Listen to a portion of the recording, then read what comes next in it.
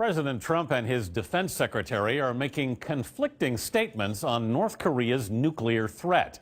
Today, the North vowed to launch more missiles just days after its latest test firing. David Martin has more on that.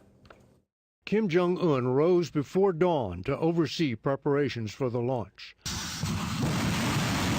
An intermediate-range missile that for the first time overflew Japan and landed in the Pacific 1,700 miles away.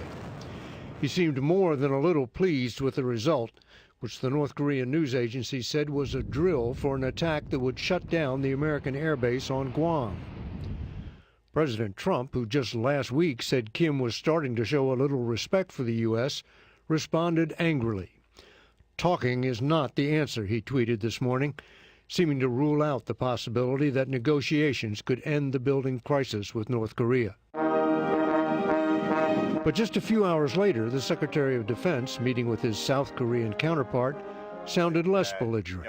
We're never out of diplomatic solutions. We continue to work together, and the minister and I share a responsibility to provide for the protection of our nations, our populations, and our interests. That protection depends in part on ballistic missile defenses that could shoot down incoming North Korean missiles.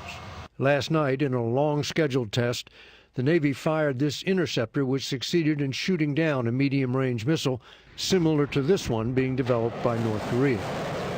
But it's not all defense.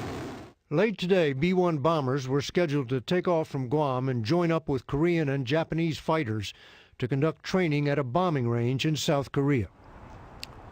Flights by long-range bombers have become a standard response to North Korean missile tests, but they don't seem to be having any success in convincing Kim Jong-un to back off.